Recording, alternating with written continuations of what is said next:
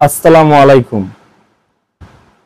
বাগেরহাটের 4টি আসন পুনর্বহালের দাবিতে যে আন্দোলন বা যে ধরনের আপনার কর্মসূচি পালন করা হচ্ছে, তাতে মানুষের জনজীবন বিপর্যস্ত।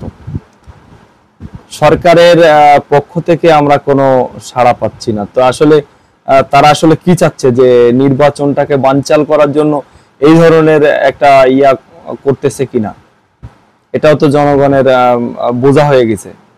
যে তারা অবশ্যই, যে আমার মনে হচ্ছে যে তারা এই নির্বাচনটাকে বানচাল করার জন্য সারা দেশে একটা অস্থিতিশীল পরিস্থিতি সৃষ্টি করে তারপর বলবে যে এই মুহূর্তে নির্বাচন কিভাবে হবে।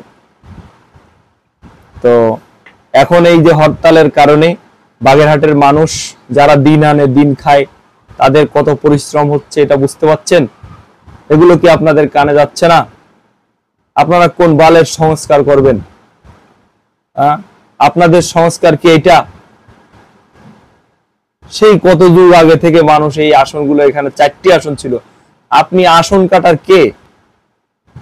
আপনি কেন আসন কমাবেন? এটা কোন ধরনের সংস্কার? এই ধরনের সংস্কার তো বাংলাদেশের মানুষ চায় নাই।